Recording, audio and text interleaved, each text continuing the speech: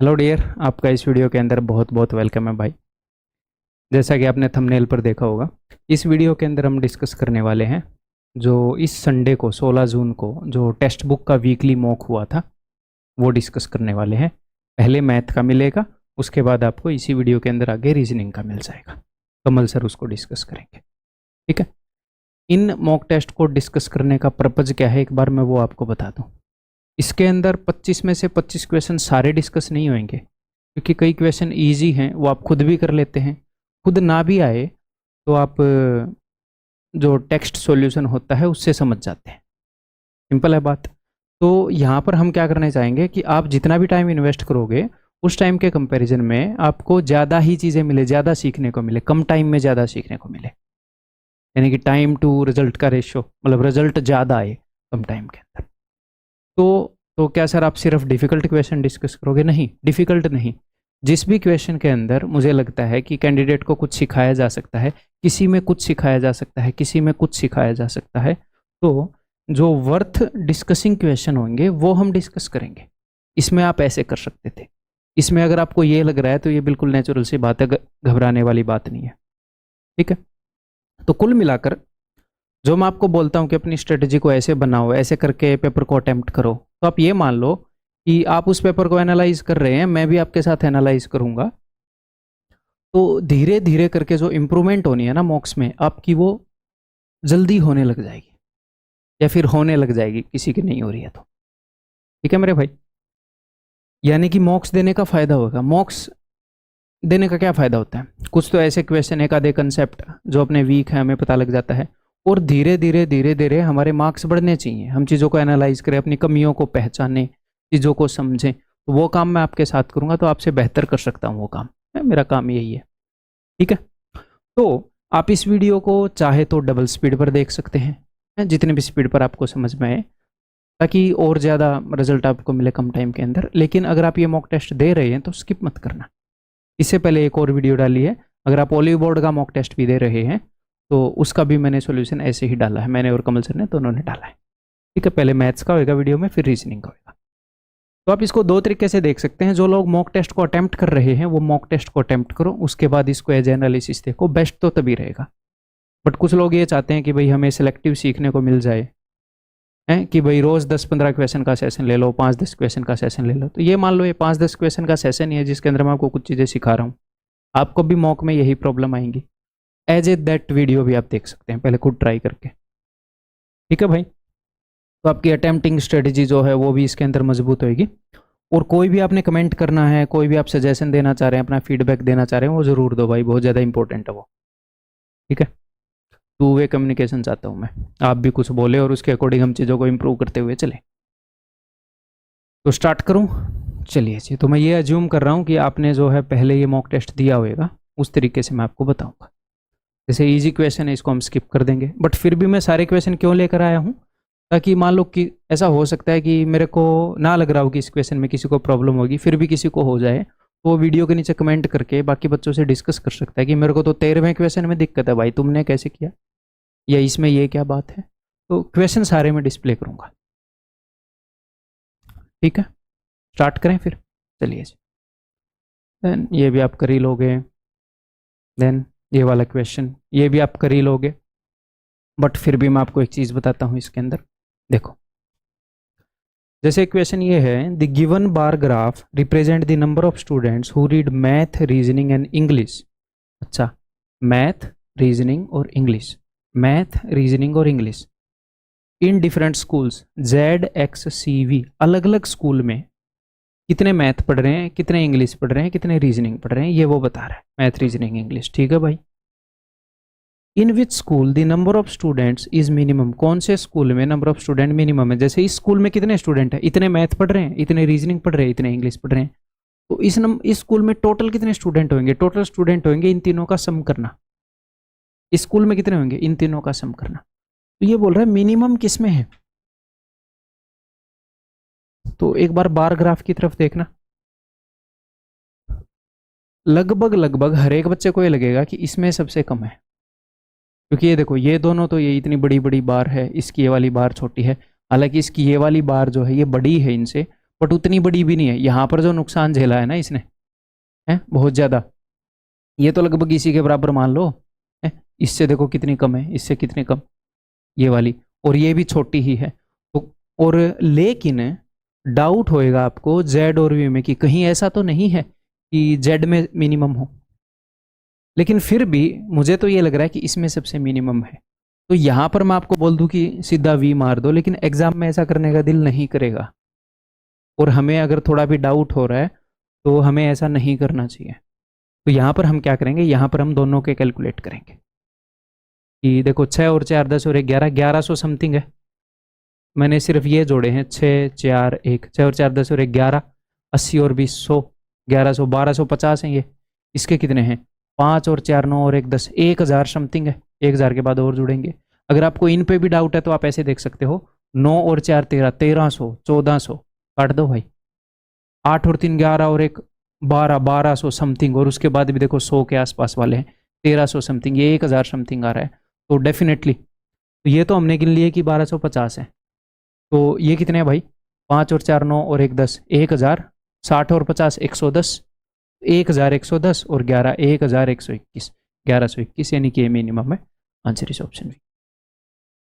ठीक, तो मैं कहना क्या चाह रहा हूँ कि बोलने को मैं ये भी बोल सकता हूँ कि ये सबसे मिनिमम दिख तो रहा है, मार दो, बट डाउट भी हो सकता है, तो उस वक्त हम डाउट क्लियर करेंगे, कोई दिक्कत नहीं है। ये नहीं सोचना कि मुझे डायरेक्टली क्यों नहीं दिख रहा। एक आधे क्वेश्चन ऐसे होते हैं डाउटफुल, तो उसमें हम करेंगे। आगे बढ़ूं, क्वेश्चन ईजी था बट कुछ वर्थ डिस्कसिंग चीजें थी, तो वो मैं डिस्कस करूंगा। इसे ही बोलते हैं प्रॉपर एनालिसिस। नेक्स्ट ये देखो, तो ये क्वेश्चन अगर मुझे डायरेक्टली करना है तो मैं सीधा ये लिखूंगा 105 बटे में 95, 5 से गया 19 पर, 5 से गया 21 पर, गुणा में ये कितना ज़्यादा है, ये 2 ज़्यादा है, तो गुणा में 100 कर दूंगा। 200 बटे 19, 19 एकम 19, 1 बच गया, नहीं गया, तो 10 10 बटे 19, answer is equal to option D. But ऐसा कैसे, एक बार बेसिक सी थोड़ी सी अंडरस्टैंडिंग मैं आपकी बिल्ड कर दूं। यहाँ पर दो काम हुए हैं। उस बंदे ने क्या किया, जब वो कपड़े खरीदने गया तो उसने 5 सेंटीमीटर लंबी रोड यूज कर ली। 1 मीटर के अंदर 100 सेंटीमीटर होते हैं, वो रोड होती है ना कपड़े वाले दुकानदार के पास। गांव में कभी अपनी मम्मी के साथ गए हो, वो सूट लेने गए हो या कुर्ता पजामा का कपड़ा लेके आते हैं, तो ऐसे वो रोड तो 100 सेंटीमीटर होते हैं। उसने 105 सेंटीमीटर वाली रोड यूज कर ली, यानी कि 5 सेंटीमीटर एक्स्ट्रा ले आया हर मीटर के साथ। ठीक है, खरीदते वक्त 5 सेंटीमीटर एक्स्ट्रा ले आया, और बेचते वक्त 5 सेंटीमीटर छोटा दे दिया हर 100 सेंटीमीटर के साथ, हर 100 सेंटीमीटर के साथ। ठीक है, तो 1 मीटर में 100 सेंटीमीटर है, तो आप ये बोल सकते हो कि 5% तो एक्स्ट्रा ले आया, खरीदते वक्त 5% एक्स्ट्रा ले आया, और बेचते वक्त 5% कम बेच रहा है। ठीक है, तो 5% एक्स्ट्रा यानी कि 105% ले आया, और बेचते वक्त वो बेच रहा है 95%। तो मुझे एक बात बताओ आप, अगर आप ज्यादा चीज ले आते हो तो फायदा होता है नुकसान? ज्यादा ले आए आप इस बंदे की जगह तो फायदा होगा, और कम बेच रहे हो तो भी फायदा होगा, तो दोनों फायदे वाली चीजें हैं। तो यहां पर आप दो फ्रैक्शन बना सकते हो, एक तो 95 बटे 105 और एक 105 बटे 95।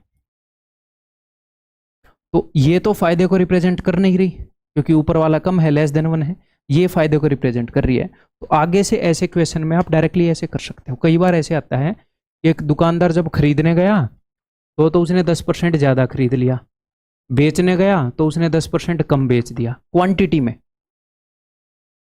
जो वेट वो यूज कर रहा था 10% बड़ा वेट यूज कर लिया, जब खरीदने गया बेचा। तो यहां पर मैं डायरेक्टली बोल सकता हूं कि यार फायदा होगा मुझे ये 2 का फायदा 9 पर, यानी कि 11 का टेबल 22.22% का फायदा। डायरेक्टली आप ऐसे बोल सकते हैं।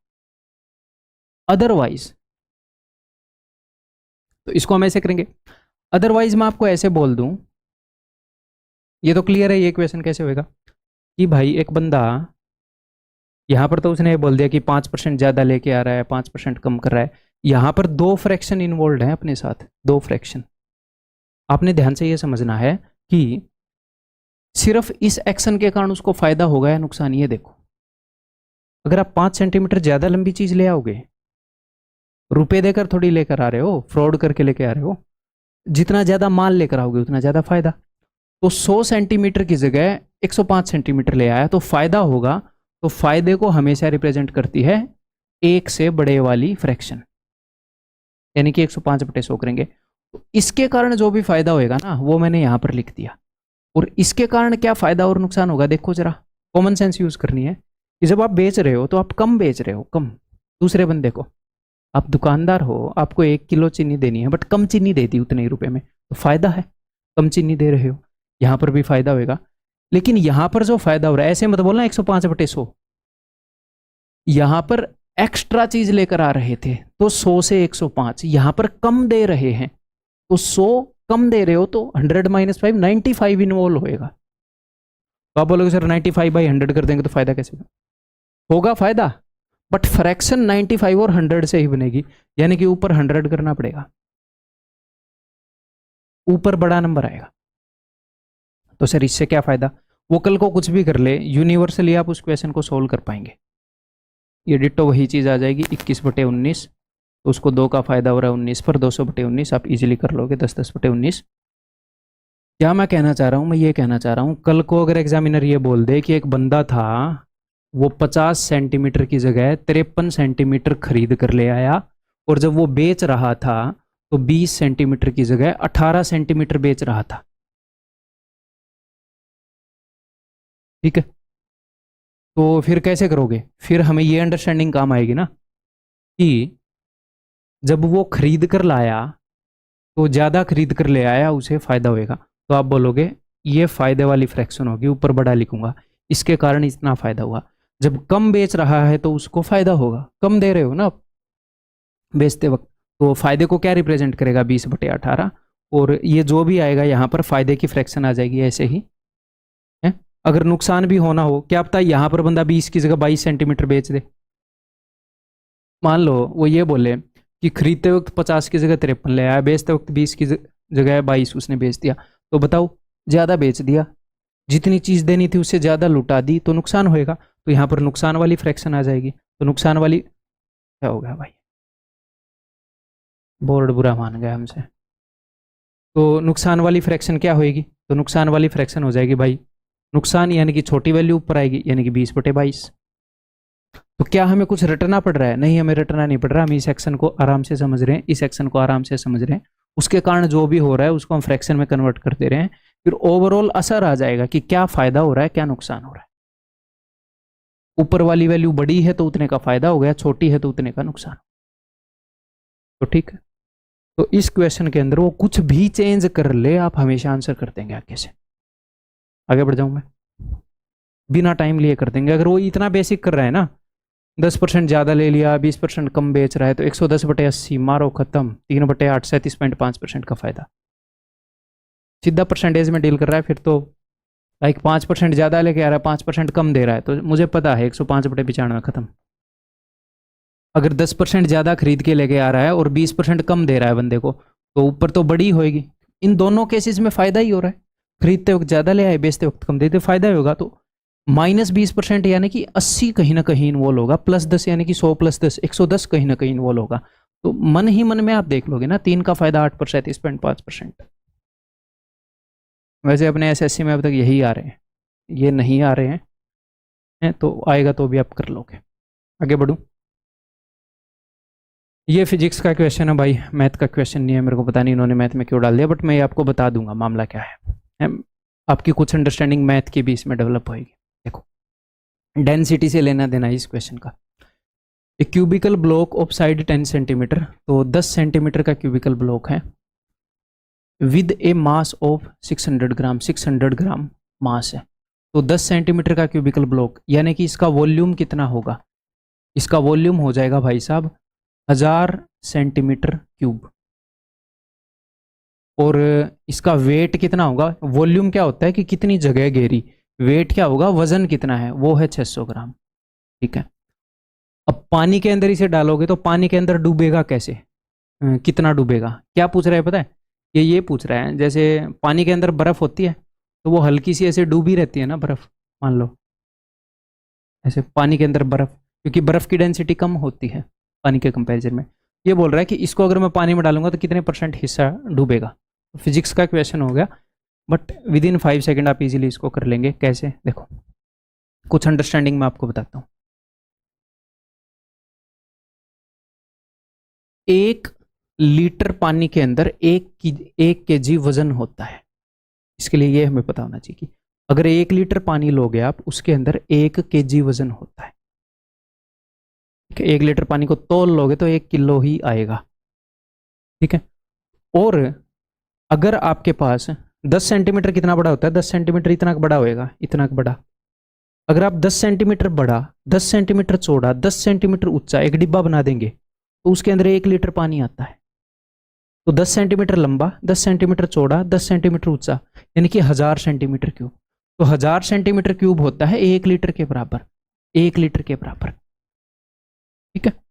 अगर मैं इस डिब्बे की बात करूं तो 1 लीटर के अंदर वजन है 600 ग्राम। अगर मैं पानी की बात करूं, बिकॉज ये पानी के अंदर तैरा रहे हैं, तो 1 लीटर पानी में वजन है भाई साहब 1 केजी, यानी कि 1000 ग्राम। क्लियर है? अब एक कॉमन सेंस वाली बात है, अगर पानी के ही कोई आप पानी के अंदर लोहा डालोगे तो क्या होगा, तैरेगा क्या? नहीं, डूब जाएगा। क्यों? क्योंकि वो भारी है, उसकी डेंसिटी है, ज्यादा डेंसिटी है।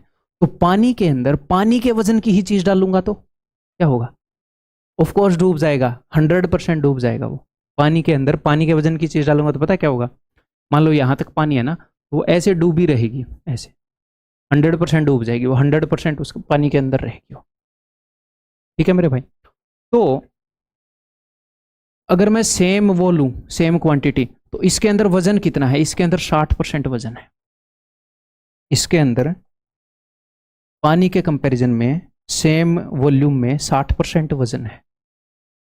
तो अगर किसी चीज की डेंसिटी पानी के बराबर है, यानी कि 100% है, पानी जितना ही भारी है, पानी पानी, और मेरे ख्याल ये ऐसे भी फ्लोट नहीं करेगी, पूरी धरती पर ही बैठ जाएगी।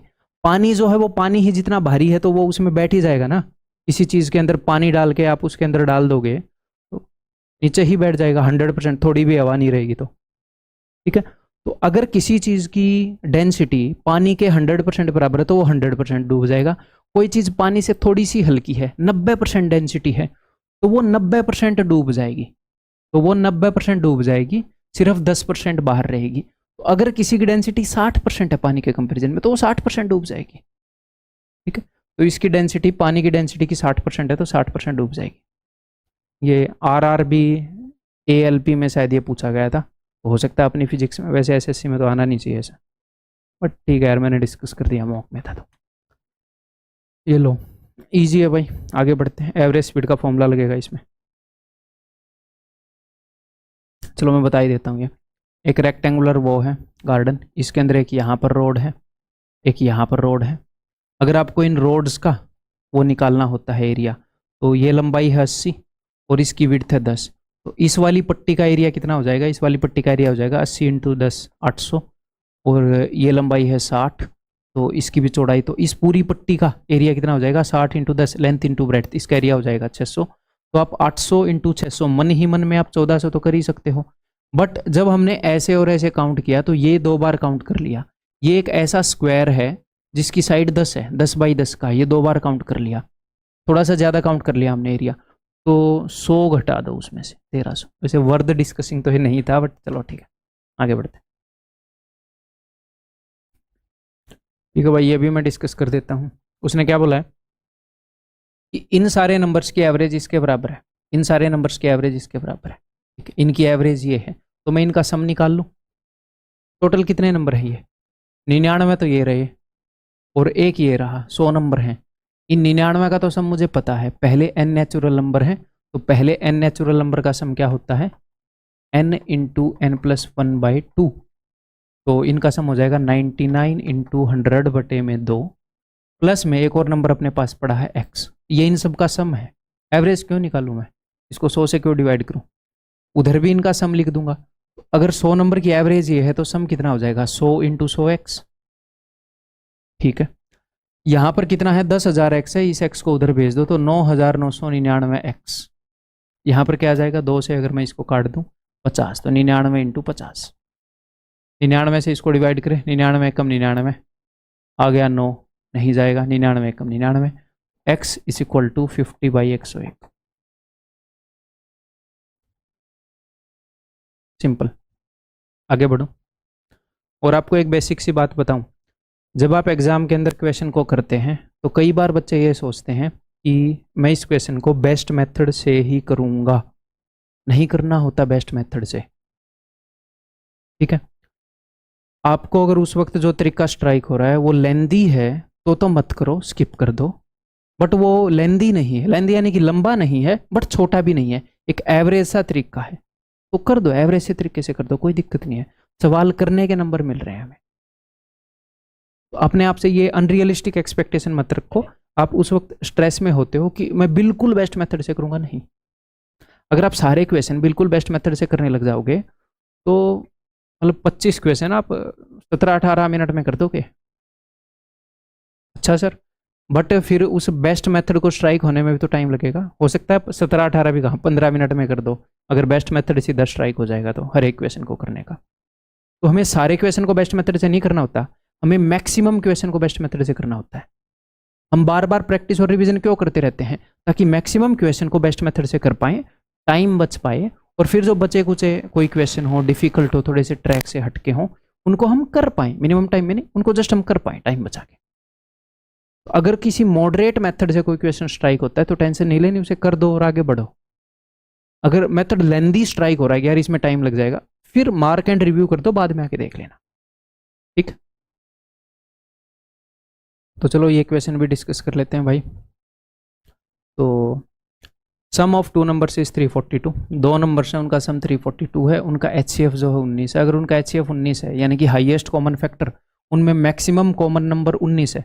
एक नंबर मैंने मान लिया 19A, दूसरा नंबर मैंने मान लिया 19B।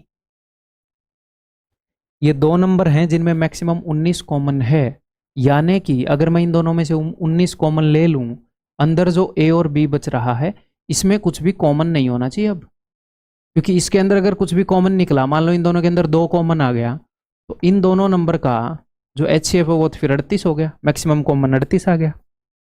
तो A और B में कुछ भी कॉमन नहीं है, अब A और B ऐसे नंबर हैं कुछ भी कॉमन नहीं है, ठीक है जी। उसने बोला इन दोनों का सम इतना है, तो 19A plus 19B is equal to 342। अगर मैं दोनों तरफ से 19 लेकर उसको काट दूं तो 19 एकम 19, 19 8 152, ठीक है। A और B दो ऐसे नंबर हैं जिनका सम 18 है, एक तो ये कंडीशन है, दूसरी कंडीशन है कि A और B में कुछ भी कॉमन नहीं है भाई, ठीक है। तो अब मेरी बात ध्यान से सुनो, यहाँ पर एक बच्चे एक गड़बड़ क्या करेंगे, वो ये करेंगे, ये 1 है ये 17 है, फिर वो बोलेंगे ये 2 है ये 16 है, और फिर वो बोलेंगे इनमें तो कॉमन है तो इसको काट दो। हमें ऐसा करने की जरूरत नहीं है। यहां पर ऐसा कोई नंबर ही मत मानो जिसमें 18 के साथ कुछ भी कॉमन हो। जैसे 2 और 18 में 2 कॉमन है ना, तो हमेशा 2 कॉमन निकलेगा। यहां पर 3 मत लो, ऐसे मत चेक करो कि 3 और 15, अरे ये तो 3 कॉमन निकला। क्यों? क्योंकि आपने ऑलरेडी एक ऐसा नंबर उठा लिया जिसका 18 के साथ कुछ भी कॉमन है। अब चेक मत करो इनको। क्या मैं बोल रहा हूं, एक एक और 18 में तो एक ही कॉमन है, जिसको मानते नहीं कि कुछ कॉमन है, एक तो कॉमन होता ही है। 2 ना, 3 ना, 4 और 18 में कुछ कॉमन है, 2 कॉमन है। 5 देखो, 5 और 13 कुछ भी कॉमन नहीं निकला। 6 मैं ब्रेक ही नहीं करूंगा, 6 और 12, 6 और 18 में कॉमन है भी कुछ। 7 और 11, 6 के बाद 7, 8 और 18 में कॉमन है, 9 और 18 में कॉमन है, 10 और 18 में कॉमन है, 11 और 18 में कुछ कॉमन है नहीं, बट 11 मैं ऑलरेडी ले चुका हूं। तो इसके बाद फिर से वही कहानी स्टार्ट हो जाएगी, क्या, 11 7 13 5 और 17 1। तो इसका उत्तर क्या हो जाएगा, 1 2 3 4 5 6, नहीं 6 नहीं होएगा, इसका उत्तर 3 होएगा। क्यों? अब मेरी बात ध्यान से सुनो। उसने पूछा है कि उसने जब आपको एक क्वेश्चन दिया तो ये A और B उसने थोड़ी दिया है, ये तो आपने लिया है। आप इनको डिफरेंशिएट क्यों कर रहे हो? आप ये बोलोगे कि सर यहां पर A 1 है B 17 है, और यहां पर A 17 है B 1 है। मैं बोलूंगा हाँ, बट उसने बताया है कि पहले वाले नंबर में A है दूसरे वाले में B है? नहीं। उसने बोला जस्ट कितने जोड़े हैं ऐसे जो ऐसे सेटिस्फाई कर सकते हैं, तो एक ये जोड़ा है, एक ये जोड़ा है, एक ये जोड़ा है। बट कई बार एग्जामिनर क्वेश्चन के अंदर ऐसे करता है, ध्यान से सुनिएगा, the sum of two numbers is 342, and their HCF is 19, how many such pairs of x and y are available? वो आपको बताएगा कि उन नंबर्स को मैं x और y मान रहा हूं, मैं a और b मान रहा हूं। तो अब फिर ये वाला केस और ये वाला केस अलग हो गया कि एक बार x ये है, y ये है, एक बार x ये है, y ये है। अगर उसने खुद वेरिएबल मेंशन नहीं किया तो आप इनको काउंट नहीं करेंगे। अगर उसने वेरिएबल मेंशन किया तो फिर आप काउंट करोगे, फिर आप 6 बताओगे। ठीक है, क्लियर है भाई? ये डाउट भी दूर हो गया। आगे बढ़े। तो चलो ये भी भाई मैं डिस्कस करता हूँ। तो यहाँ पर मैं आपको कंपाउंड इंटरेस्ट निकालने का बेस्ट यहाँ पर तरीका क्या रहेगा, हम ट्री मेथड यूज़ कर लें, जिसको ट्री मेथड बोलते हैं। क्या मेथड है अभी आपको पता चल जाएगा। देखो क्वेश्चन समझा देता हूँ, लैंग्वेज उसने थोड़ी सी मतलब पता नहीं अच्छे से उसने बताया नहीं।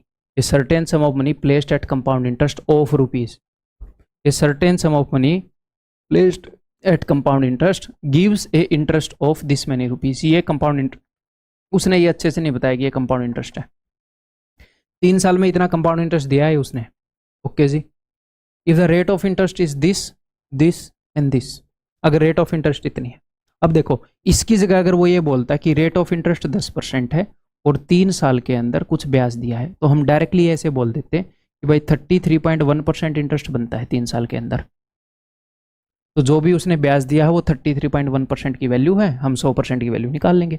हमें याद है 10% का, कुछ और वैल्यू देता तो हम इजीली निकाल लेते, लेकिन यहाँ पर उसने फ्रैक्शंस में दी है और उसने सेम रेट नहीं दी, उसने अलग अलग रेट दी है। तो इसके करने के कई तरीके हैं। कंपाउंड इंटरेस्ट का एक और क्वेश्चन है आगे, उसके अंदर मैं सारे तरीके डिस्कस कर दूंगा। इसके अंदर मैं ट्री मेथड डिस्कस कर देता हूँ। तो ट्री मेथड में किसको बोल रहा हूँ, देखो हम इंडिविजुअली हर एक साल का ब्याज निकाल सकते हैं उसमें, हर एक साल का। जैसे मान लो 1000 रुपये हैं, ठीक है, और रेट है भाई साहब 10%, तीनों साल की 10%। तो पहले साल पता है कितना ब्याज लगेगा, प्रिंसिपल कितना है, सिर्फ यही तो है, तो इसके ऊपर 10% निकालो। ये पहले साल का ब्याज है। अगर कोई आपसे पहले साल का ब्याज पूछे तो ये है। सिर्फ दूसरे साल कितना ब्याज लगेगा, सिर्फ दूसरे साल की बात कर रहा हूं मैं। अब प्रिंसिपल क्या है, अब तो प्रिंसिपल चेंज हो गया ना भाई, जो भी ब्याज होता है वो प्रिंसिपल में ऐड आ गया। इससे पहले जो भी लिखा हुआ है वो सारा प्रिंसिपल काम करेगा इस साल के लिए, इससे पहले वाले ब्याज पर भी ब्याज लगेगा। तो हम निकाल रहे हैं 10%, तो इसका 10% कितना होगा 100, और इसका 10% कितना होगा 10। तो दूसरे साल जो ब्याज लगा है वो है 110। तीसरे साल जो ब्याज लगेगा उसके लिए ये भी प्रिंसिपल, ये भी प्रिंसिपल, ये भी प्रिंसिपल, ये तीनों जुड़ेंगे, तो इसके ऊपर 10% लगेगा 100, इसके ऊपर 10% लगेगा मेरे भाई 10, इसके ऊपर 10% लगेगा 11, ये हो जाएगा भाई। ठीक है, तो इसमें फ़ायदा क्या होगा, अगर वो रेट को बदलता है ना, काफ़ी ईजी पड़ता है हमारे लिए जब वो रेट को बदलता है। अगर सिर्फ 10% वो रखता है तो और भी बहुत सारे मेथड हैं, उस वो यहाँ पर रेट को बदल रहा है तो अपने लिए काफ़ी ईजी रहेगा ये। फिर यहाँ पर मैं क्या करूँगा, मैं प्रिंसिपल अज्यूम करूँगा, और क्या अज्यूम करूँगा, ऐसा अज्यूम करूँगा कि जो भी उसने रेट दी है ना, फ्रैक्शन ना आए। ये वाली रेट उसने दी है 1/8 होती है फ्रैक्शन में, ये होती है भाई साहब 1/9, और तीसरे साल की उसने दी है 1/6। तो जो अपना प्रिंसिपल होगा, प्रिंसिपल मैं अज्यूम कर लूँगा मेरे भाई 6 × 8 × 9। तो पहले साल का ब्याज क्या होगा, पहले साल की रेट क्या है, पहले साल की रेट है मेरे भाई ये 1/8। इसका 1/8 करोगे तो इसको गुणा में 1/8 करोगे तो 8 से 8 गया 9 × 54, तो पहले साल का ब्याज 54 रुपये लगेगा। अगर आप सिर्फ दूसरे साल का ब्याज निकालोगे, 2 सालों का नहीं बोल रहा, सिर्फ दूसरे का, तो ये सब कुछ प्रिंसिपल का काम करेगा। अब मैं क्या करूंगा, दूसरे साल की रेट क्या है 1/9, तो इसका भी 1/9, तो इसका 1/9 करूंगा तो 9 से 9 कट जाएगा, 8 × 48, इसका 1/9 करूंगा 9 × 54, तो दूसरे साल का ब्याज लग रहा है भाई साहब 54। और तीसरे साल का ब्याज, तीसरे साल का ब्याज निकालने के लिए रेट है 1/6, तो इसका भी 1/6, 1/6 करूंगा 6 से 6 कट गया, 9 × 8 = 72, इसका 1/6 6 × 9 = 54, इसका 1/6 6 × 9 = 54, तो 9 और 9 18, 18 × 5 = 90। तीसरे साल का ब्याज हो गया 90। ये पहले साल का ब्याज, ये दूसरे साल का ब्याज, ये तीसरे साल का ब्याज। अगर वो आपसे पूछता है पहले 2 सालों का ब्याज, इनको जोड़ दो, पहले 3 सालों का ब्याज, तो इन सबको जोड़ दो, सिर्फ तीसरे साल का ब्याज, ये तीसरे और दूसरे साल के ब्याज में डिफरेंस, तो इसमें से इसको घटा दो। तो हमने एक इमेजिनरी सिचुएशन निकाल ली अब वो किसी एक चीज की वैल्यू देगा। हो सकता है उसने यहां पर क्या दिया है, इन तीनों का सम दे दिया, तीनों साल का ब्याज। हो सकता है वो तीसरे और दूसरे साल का डिफरेंस दे दे ब्याज का। तो जब वो ऐसी हरकतें करता है कि तीसरे और पहले साल के ब्याज का डिफरेंस, उस वक्त ये वाला जनरली यूज करना बेटर रहता है। या फिर रेट को बार बार बदल रहा है, गंदी सी रेट दे रहा है, तो हम सारी सिचुएशन को ऐसे पुर्जे खोल के रख लेते हैं, जो भी पूछता है बता देते हैं।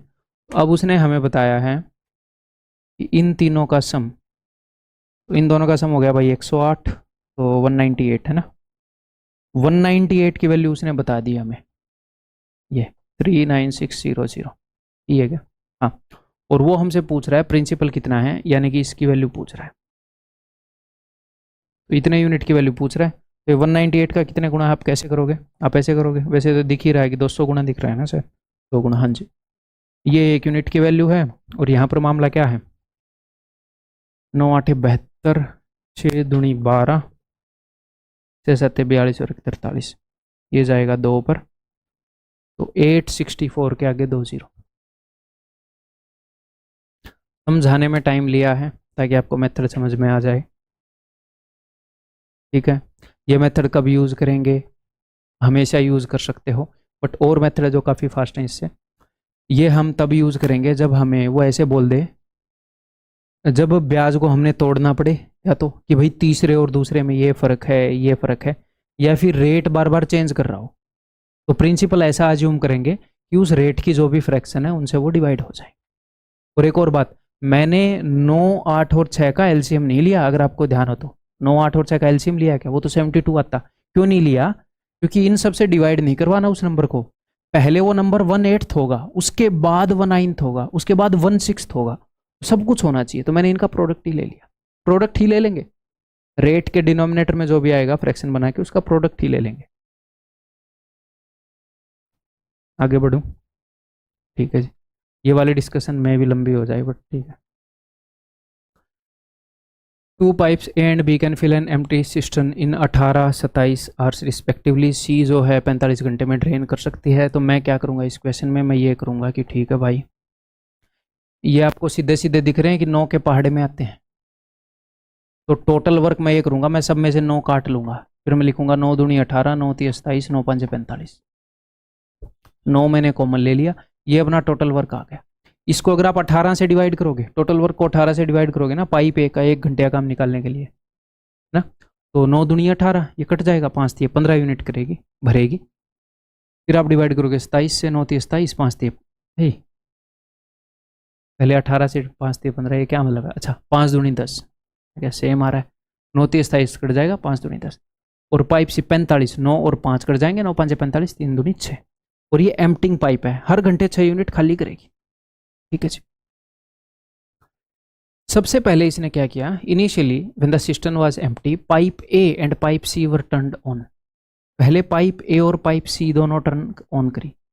उसके बाद इसने क्या किया, पाइप ए को तो बंद कर दिया, और ए की जगह पाइप बी ऑन कर दी, और सी तो ऑन थी ही, ठीक है। और ये पूरा काम हुआ 55 घंटे में। अगर आपने पहले नहीं किया इक्वेशन, तो अब मैं ये चाहता हूं आप ये सोचो कि वो कौन सी पाइप है जिसकी हमें हमें हर एक पाइप की वो पता है 1 घंटे में कितना काम करेंगी। वो कौन सी पाइप है जिसका हमें पता है कि वो कितने टाइम तक चली? पाइप ए का पता है ना यार, पता नहीं कब बंद करी।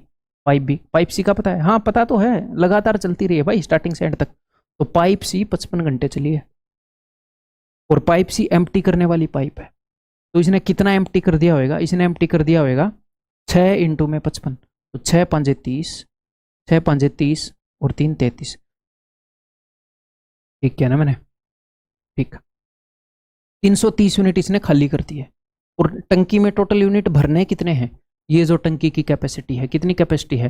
5 दूनी 10, 9 तीस 27, 27 और 10, 270 यूनिट। तो 270 यूनिट भरने हैं, और इस भाई साहब ने 330 यूनिट खाली कर दिए, यानी कि नेट इतने यूनिट भरे होंगे, इतने यूनिट भरे होंगे हमने 600। उसमें से 330 तो पाइप सी ने खाली कर दिए, और बाकी 270 जो है हमें भरने ही है, ठीक है। अब देखो, अब हम क्या कर सकते हैं, सोचो। पाइप ए जो है 15 यूनिट भरती है हर घंटे में, पाइप बी जो है वो 10 यूनिट भरती है हर घंटे में,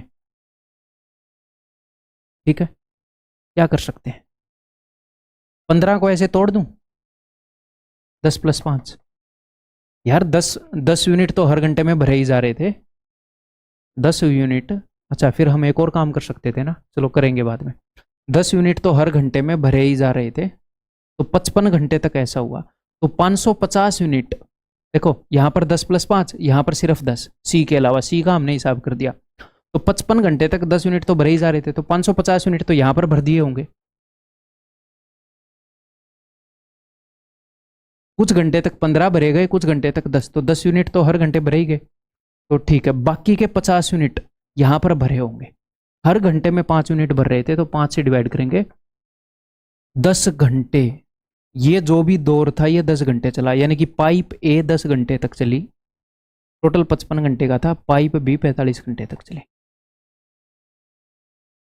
और how many hours pipe B was turned on, 45 hours. एक और चीज़ मैंने सोची यहाँ पर कि हम इसको पहले भी ऐसे कर सकते थे यार, हम पहले भी ऐसे कर सकते हैं ना, कि यहाँ पर ये दोनों खुली थी, ए और सी, तो 15 और 6 ऐसे कर लेते हैं। इतना कॉम्प्लिकेट क्यों करना, कि 15 में से 6 गए 9, यहाँ पर 9 यूनिट भरे जा रहे थे कुछ घंटे तक, और बी और सी 10 में से 6 गए 4, यहाँ पर 4 यूनिट भरे जा रहे थे। तो हर घंटे में अब खाली करने वाला कंसेप्ट ही खत्म हो जाएगा, हर घंटे में एटलीस्ट हम 4 यूनिट तो भर ही रहे हैं। आप बोलोगे जी हाँ सर, तो टोटल 55 घंटे की बात है, हर घंटे में 4 यूनिट तो भर ही रहे हैं, और टोटल यूनिट हमने भरने हैं 270। तो 270 में से हर घंटे 4 यूनिट भर रहे हैं, 4 × 55, 55 का डबल 110 का डबल 220, तो 220 यूनिट तो भरे गए। ठीक है, बाकी के 50 यूनिट इस दौरान भरे जाएंगे जब हर घंटे ये 5 यूनिट भर रहे थे, हर घंटे 5 यूनिट भर रहे थे, तो 10 घंटे लगे होंगे। तो ये वाला जो दौर चला ये 10 घंटे का चला, और ये वाला दौर 45 घंटे का चला, ये बेटर है, दिस इज़ वे बेटर। अगर हम यूनिट्स पहले लिख लेते हैं तो ठीक है, ये काफ़ी लेंथी पड़ गया, चलो आगे बढ़ते हैं। इजीली कर लोगे आप इसे, इजीली कर लोगे, ये भी आप कर ही लोगे। इसको बेसिक से ही कर लेना, मिक्सर एंड एलिगेशन से भी कर सकते हैं, बट बेसिक से ही कर लेना भाई, बिल्कुल ठीक है। उसने टोटल कितने मैच जीतने हैं, या फिर ये मैं करा ही दूँ, बहुत ही ईजी है, कि 225 में से उसको 80% मैच जीतने हैं, तो कितने मैच जीतने हैं टोटल, उसको जीतने हैं इतने, 180 मैच। वो बोल रहा मेरे को 180 मैच जिता दे कोई। अब तक जो 120 मैच खेले हैं उसमें से वो 70% जीत चुका है, यानी कि 12 7 84, 84 मैच वो जीत चुका। तो अब उसको 96 मैच और जीतने हैं, इतने में से टोटल 225 मैच में से 120 मैच तो हो चुके हैं, तो बाकी मैच कितने बचे, 225 में से 120 घटाओगे तो 105, हाँ 105 मैच में से उसको 96 जीतने हैं, निकाल लेना, आ जाएगा। इस क्वेश्चन में बताऊंगा मैं आपको, यानी कि सारे मेथड्स ऑलमोस्ट बता दूंगा कंपाउंड इंटरेस्ट निकालने के, करें फिर, चलो भाई। What is the compound interest in rupees nearest to a rupee, 8000 के ऊपर इतने टाइम में, अगर रेट ऑफ इंटरेस्ट इतना है। तो सबसे पहला तरीका आप ये कर लो कि पहले साल कितने परसेंट है रेट, पहले साल है जी 16%, अगले साल, क्योंकि टाइम कितना है अपना, टाइम है 1 साल, प्लस में 1 साल, प्लस में 1/8 साल, तो 16% ब्याज लगेगा, फिर 16% ब्याज लगेगा, फिर उसके बाद रेट 16 है, 16 का 1/8, 2% ब्याज लगेगा। तो यहाँ पर हम ये देख सकते हैं कि किसी एक वैल्यू को पहले 16% बढ़ाना है, फिर 16% बढ़ाना है, फिर 2% बढ़ाना है। ठीक है, तो या तो आप फॉर्मूला लगा लो तीनों वाला फॉर्मूला बता देता हूँ मैं आपको।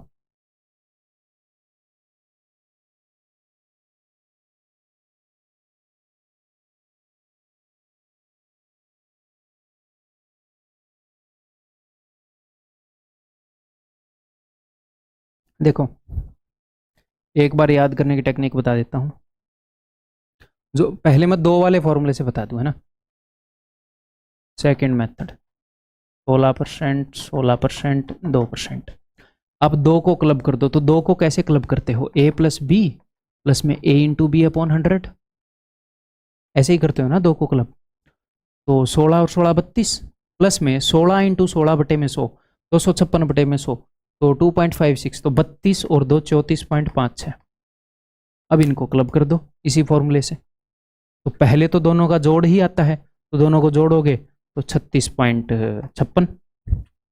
फिर इन दोनों की प्रोडक्ट आएगी और उसमें 100 से डिवाइड करना है, तो ऐसे ही गुणा कर दो ना, और पॉइंट को 2 के बाद सरका देना। तो मैं मन ही मन में ऐसे देख रहा हूँ, मैंने पहले पॉइंट को सरका दिया 2 इधर, तो मैं इतना बड़ा क्यों लिखूँ, 0.345 इतने की जरूरत नहीं है, गुणा में 2, 2 डिजिट तक रख ले, एनफ है। तो 0.68, 1 4 5 11 12 1 36 और 1 37, इतने % ब्याज लगेगा मेरे भाई। या फिर आप ये कर सकते थे 16 16 32 और 2 34, प्लस में अब दो दो का जोड़ा आएगा, दो दो का जोड़ा, जब दो दो का जोड़ा आया तो 100 आया एक बार, जब 3 का जोड़ा आया तो 100 आया 2 बार। तो दो दो के जोड़े में 2 के बाद पॉइंट लगा देना, ठीक है। तो दो दो का जोड़ा यानी कि 16 16 256, फिर 16 दूनी 32, फिर 2 इंटू 16 32, 32 32 64, ये कितना हो जाएगा, 2 जीरो है 2 के बाद, तो 3.20, प्लस में ये तीनों की गुणा 16 इंटू 16 256, 256 का डबल 512, 512 में 4 जीरो है नीचे, तो 4 के बाद पॉइंट। तो मेरे ख्याल इतना तो जोड़ने की जरूरत नहीं है, इतना मोर देन एनफ है। जी सर। तो 34 और 3 37.20, प्लस में 0.05, तो 37.25। अगर आप इसको भी ले आते तो बिल्कुल ही एग्जैक्ट हो जाता, बिल्कुल ही एग्जैक्ट हो जाता, ठीक है। तो इतने % निकाल लेंगे, ब्याज इतने % लग रहा है। ये 3% को मैं कंबाइन करना सिखा रहा हूँ आपको, इकट्ठे कंबाइन कर लो या दो दो करके कंबाइन कर लो। जैसे यहाँ पर 37.25, ये है 37.24, तो ज़्यादा फर्क नहीं आएगा। उसका 1% कितना है, इसका 1% है जी 80, तो 80 से इसको गुणा कर दो,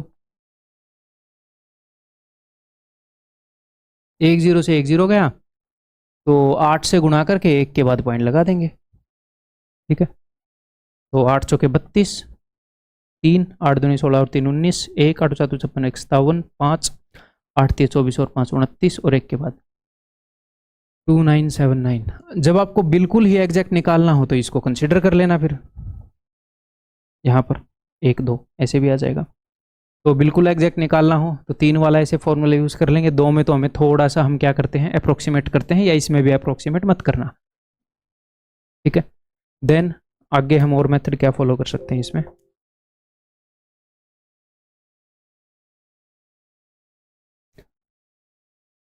इसमें आप ये कर सकते हो, अपने पास जो नंबर है वो है 8000, 16 16 2 था, 16%, 16% और 2%, इसका 16% निकाल लो। तो इसका 1% कितना है, इसका 1% है, ये 2 के बाद पॉइंट लगाओगे, यहीं पर लिख दो 16 8 128। फिर से 16% है, तो फिर से इसका 16% निकाल लो, 1% इतना होगा, तो 16 8 128, 12 16 दूनी 32 और 12 44, 4 कैरी आ गया, 16 निम्न 144 और 4 148।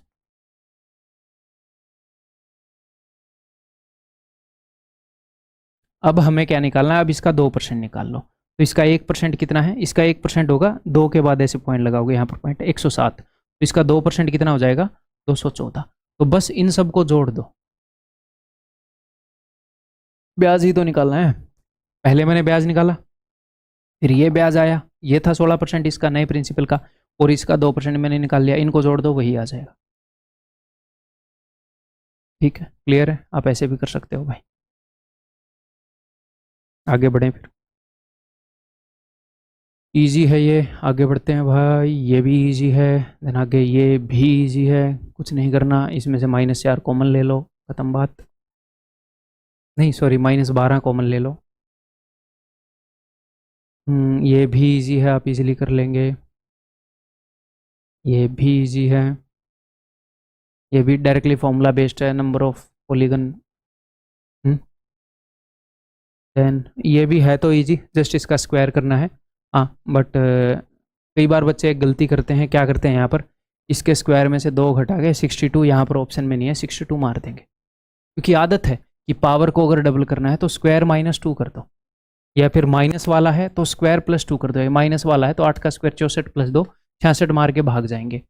लेकिन वो कब होता है? जब ये दोनों चीजें रेसिप्रोकल हो मेरे भाई, एक दूसरे से कट जाती हो। अब अगर आप इसका स्क्वायर करोगे दोनों तरफ, a माइनस बी का होल स्क्वायर, तो माइनस 2 इंटू ए इंटू में बी इज इक्वल टू 64। तो अब आप देखोगे तो ये दोनों कटे कहाँ हैं भाई साहब? ये 3 और ये 2, लाइक सिर्फ 2 बचता है, रेसिप्रोकल होंगे तो ये कट जाएंगे। यहाँ पर 3 बचा है तो उधर जाकर 3 जुड़ेगा, 67। तो इन चीज़ों का ध्यान रखना है, सिली मिस्टेक हो सकती है ऐसे क्वेश्चन में। ठीक है, इजी है, ये भी इजी है, बट फिर भी चलो डिस्कस कर देता हूँ जल्दी से। ये 3 से डिविजिबल है, यानी कि सम ऑफ डिजिट 3 से डिविजिबल होगा। तो 3 और 2 5 है, 5 में और क्या जोड़ूं ताकि 3 से डिविजिबल हो जाए? 1 जोड़ूं, तो x की एक पॉसिबल वैल्यू है 1। तो अगली पॉसिबल वैल्यू पता है कैसे होगी? फिर यहाँ पर निकालनी नहीं है, इस 3 की डिविजिबिलिटी देख रहे हो तो इसमें 3 जोड़ दो, 9 की देखते हैं 9 जोड़ दो, 1 और 3 4, 4 और 3 7, 7 और 3 10, 2 डिजिट का हो जाएगा। तो ये सारी पॉसिबल वैल्यूज हैं, ये x की लार्जेस्ट पॉसिबल वैल्यू है, फिर आप कर ही लोगे। एंड ये भी आप कर ही लोगे, डिस्कस करने की ज़रूरत नहीं है। तो दैट्स ऑल भाई। कितना टाइम लगा हमें मैथ डिस्कस करने में? इस वाले में हमें ज़्यादा टाइम लग गया, तो उम्मीद है कि आपको चीज़ें सीखने को मिली होंगी। ठीक है, ये मैं बिल्कुल ये चाहता हूँ कि जब मैं मॉक डिस्कस करूँ तो मैक्स में आपको सिखाऊँ, ताकि धीरे धीरे आप मेरे साथ 4-5 मॉक डिस्कस कर लें तो इम्प्रूवमेंट हो, आपको दिखे अपने नंबर के अंदर या फिर अपने अटैम्प्ट करने के तरीके के अंदर। ठीक है, तो इसके आगे अब भाई इंग्लिश का डिस्कस करते हैं, सॉरी रीजनिंग का डिस्कशन स्टार्ट करते हैं। अब हम देखेंगे 16 जून 2024 को जो टेक्स्ट बुक का लाइव मॉक हुआ था उसमें फंसने वाले क्वेश्चंस, जहां पर स्टूडेंट्स को प्रॉब्लम आई थी। तो ऐसे क्वेश्चंस आपको 3-4 पूछे गए थे, देख लेते हैं इनका सॉल्यूशन क्या है वन बाय वन। जैसे कि इसमें आपको दिया गया है एक ग्रुप 82, 35 और 78। देखो नंबर को कैची कैसे बनाना है, ध्यान से समझना। 18, 27 और 30 सेम ग्रुप हमें ऑप्शन के थ्रू उठाना था। अब यहां पर क्वेश्चन का नेचर, नंबर्स का नेचर देखो और इधर नंबर का नेचर देखो। ऐसा तो होता है ना कि हाँ छोटे नंबर से बड़ा नंबर क्रिएट कर लिया और ये 2 बड़े नंबर है और एक छोटा नंबर, बट यहां पर ऐसा कुछ भी नहीं है। दोनों में नंबर्स का सीक्वेंस जो था वो डिफरेंट था। अब यहां पर अगर हम पहले 2 नंबर्स को टारगेट करते, तीसरा नंबर साइड पे रख दो। अगर मैं पहले 2 नंबर्स को टारगेट करूं तो ध्यान से देखिएगा, यहां पर आइए। पहले तो ये छोटे छोटे नंबर्स हैं, इससे ज्यादा क्लियरिटी मिल सकती है। अगर मैं इन दोनों को आपस में जोड़ दूं तो सम कितना आ गया? 45। क्लियर है? अब क्या मैं 30 से 45 बना सकता हूं? आप कहेंगे 30 का 1.5 गुना कर दो, 45 बन जाएगा। क्लियरली यहां पर अगर हम यहां पर ऐसे ही करें सेम चीज, इन दोनों का सम कितना हो गया? 117। अब क्या 78 से 117 बना सकते हैं? अब 78 से 117 कैसे बनाएंगे? जैसे 30 का 1.5 गुना, 1.5 गुना का मतलब क्या होता है? 30 प्लस 0.5 मतलब 15, तभी 45 बना। अकॉर्डिंगली 78 का 1.5 गुना कैसे होगा? 78 प्लस 78 का आधा कितना हो गया? 39। ये भी तो देखो 117 ही बन रहा था। ठीक है, आप या तो इस वे में सोच सकते थे या एक काम कर सकते थे कि 117 जैसे है, जैसे ये 45 आया था, 45 का 1/3 कर दो, कितना हो गया? 15। हमें अल्टीमेटली 30 तक पहुंचना है ना। 45 का 1/3 कितना हो गया? 15। 15 का डबल कितना हो गया? 30। अगर आपके दिमाग में ये 1.5 गुना करने वाला कंसेप्ट नहीं आता तो ठीक है, कि पहले 2 नंबर्स का जो सम है वो तीसरे नंबर का 1.5 गुना है, पहले 2 नंबर्स का जो सम है वो तीसरे नंबर का 1.5 गुना है। एक तो ये अप्रोच थी। नहीं तो आप ऐसे सॉल्व कर लो, दोनों का सम डिवाइडेड बाय 3 और जो 3 से डिवाइड करने पे रिजल्ट आएगा उसका डबल। जैसे 117 का 1/3 कितना हो गया? 117 का 1/3 कितना हो गया? 39। 39 का डबल कितना हो गया? 78 हो गया।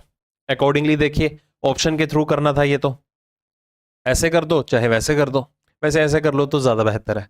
जैसे इन दोनों का सम कितना हो गया? 48। तो 24 का 1.5 गुना 36 होता है, 48 नहीं होता। 15 और 36 कितना हो गया हमारे पास? अगर 15 और 36 करें 51। 38 का 1.5 गुना करेंगे तो वैल्यू जो है 51 से ऊपर ही जाएगी।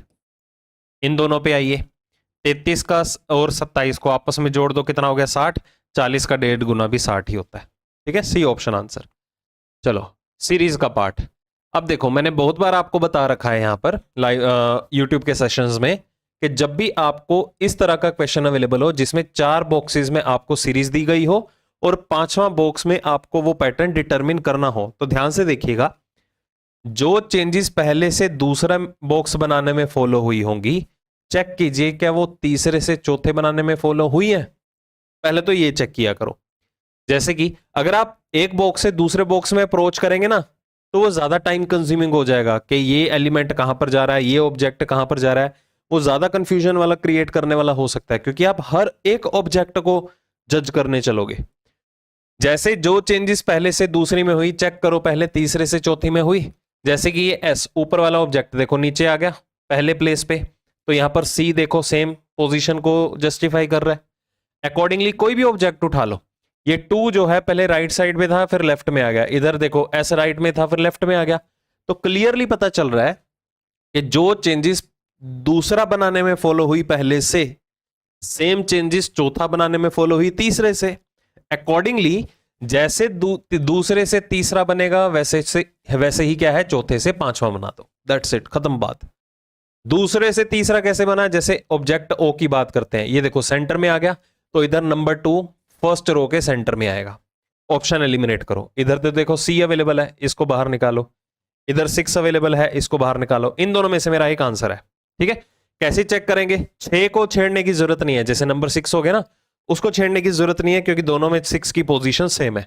और कोई ऑब्जेक्ट पकड़ो, जैसे टी की पोजीशन को जज कर लो। दूसरी से तीसरी तक जाने में ये देखो यहां पर बैठा ऑब्जेक्ट देखो कहां जा रहा है, ये एस की बात करते हैं, एस देखो कहां पर गया, राइट कॉर्नर पे बॉटम में दूसरी रो के अंदर।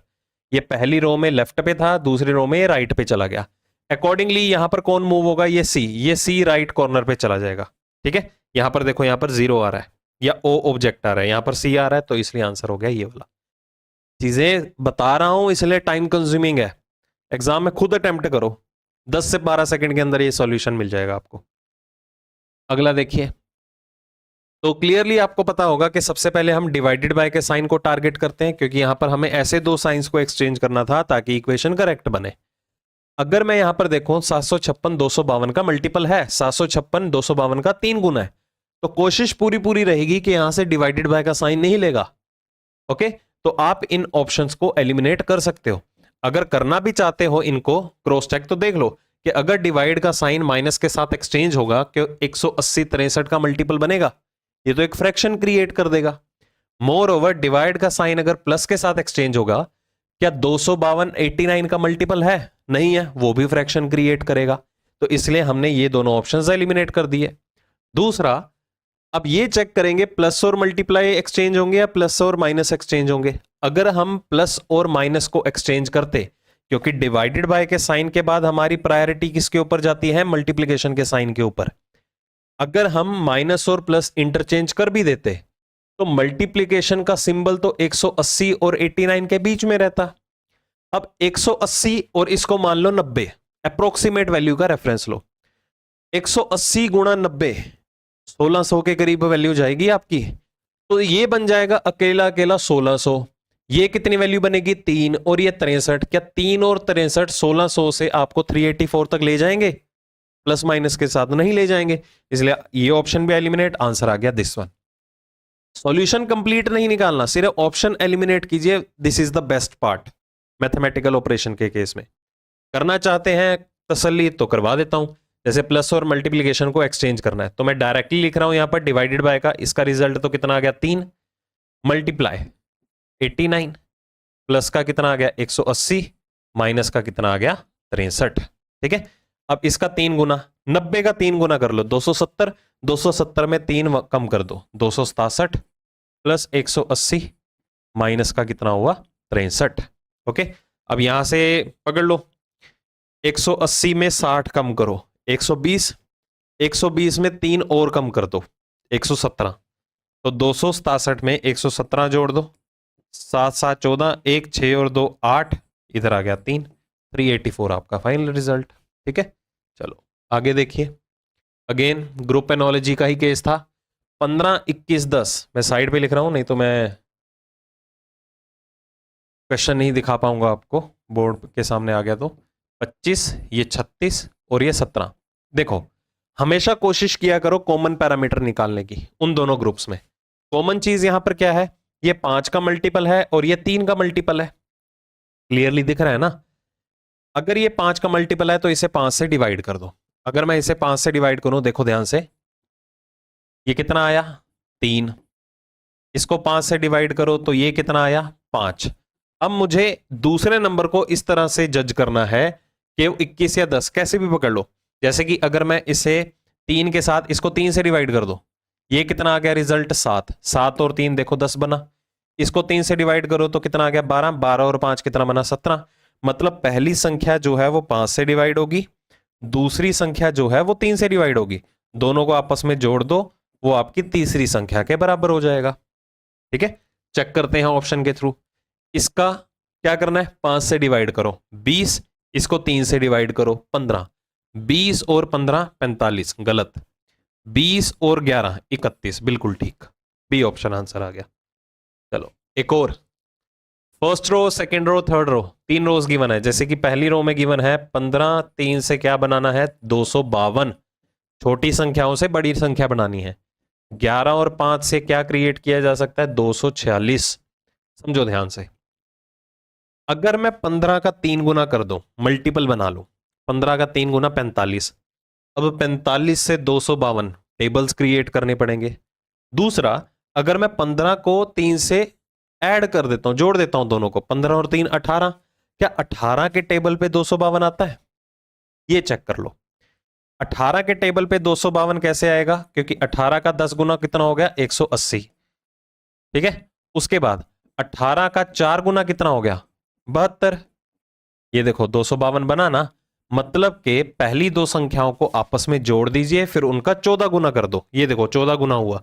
सिमिलरली अगर मैं यहां पर देख रहा हूं कि 11 और 5 कितना बन जाएंगे 16, क्या 16 के टेबल पे 246 आता है? इसको चेक कर लो, 16 के टेबल पे 246 को चेक करते हैं। हाँ जी, 160 नहीं आएगा, मतलब के 246 16 का मल्टीपल नहीं है।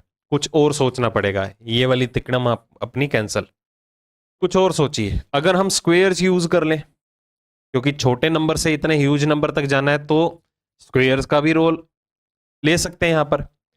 अब हमारे पास 15 का वर्ग कितना होता है 225। अब 225 में क्या जोड़ो कि 252 बन जाए 27, तो क्लियरली पता चल रहा है 3 का घन ले लो, यहां पर कितना आ गया 27। ठीक है, एक तो कंडीशन हमें ये पता चली। 11 का वर्ग कितना हो गया 121, 5 का घन कितना हो गया 125, बिल्कुल फिट बैठ रहा है। ये देखो लॉजिक, दोनों को ऐड कर दो तो 246, मतलब पहली संख्या का वर्ग लेना है और उसी में ही जोड़ देना है दूसरी संख्या का घन, वो आपकी तीसरी संख्या के बराबर होगा। ठीक है, तो जैसे 9 का वर्ग कितना हो गया 81, 6 का घन कितना हो गया 216, इनको आपस में जोड़ दीजिए, आपका फाइनल रिजल्ट कितना आ जाएगा 297। ठीक है, चलो एक ये देखिए स्मॉल लेटर सीरीज, या जिसे आप कॉन्टिन्यूअस पैटर्न भी कहते हैं।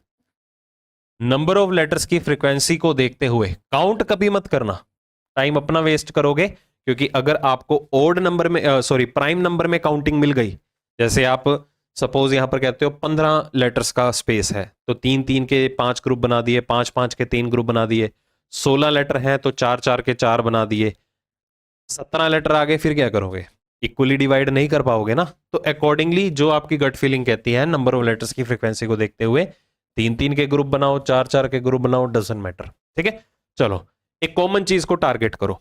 कॉमन चीज ये है सभी ग्रुप में कि आखिरी लेटर ए है, यहां पर सेकंड लास्ट लेटर बी है, सेकंड लास्ट लेटर बी है, तो हिट एंड ट्रायल, यहां पर भी second last letter B fill कर दो। तो पहला फिलअप जो है वो बी से शुरू होना चाहिए, मतलब पहला आंसर जो है आपका बी से शुरू होना चाहिए। ये देखो दोनों में रेफरेंस मिल रहा है। अब मैं 4 टाइम्स बी अगर कर दूंगा तो कोई सीक्वेंस नहीं बनेगा, ये ए डबल बी ए बनेगा, ये ट्रिपल बी ए बनेगा, ये भी ट्रिपल बी ए बनेगा। तो इसी का रेफरेंस लेके चलो, क्योंकि कॉन्टिन्यूटी बननी चाहिए ना। तो अगर पहला लेटर इधर, सॉरी दूसरा लेटर इधर बी है, दूसरा बी है, तो इधर भी क्वाइट ऑब्वियस बी ही आएगा, मतलब के लास्ट प्लेस का लेटर बी होना चाहिए। देखो दोनों में ही अवेलेबल था वो बी। इसी के साथ साथ पहला लेटर ए है, फिर double B A, A double B A, A double B A, continuity maintain कर दी, तो आंसर बना बी डबल ए बी, जो कि आपको डी ऑप्शन में दिया गया। ठीक है, चलो ये थे आपके रीजनिंग के सॉल्यूशन। तो बताइएगा एक्सप्लेनेशन कैसे लगी, और आगे आने वाले जितने भी आपके लाइव मॉक्स रहेंगे उनके भी इस तरह के जो ट्रिकी क्वेश्चंस हैं वो हम कवर अप करेंगे। ठीक है, तो मॉक टेस्ट थोड़ा ध्यान से दिया करो, रिलैक्स माइंड के साथ। स्ट्रेस में आगे दोगे तो पक्का कहीं ना कहीं सिली मिस्टेक्स होंगी ही होंगी, जो कि ओवरऑल रिजल्ट में इंपैक्ट डालेंगे। ठीक है, चलो ध्यान से देना। जल्दी ही मिलता हूं अगले एक और मॉक टेस्ट के बढ़िया लेवल वाले क्वेश्चन के सॉल्यूशन के साथ। Take care.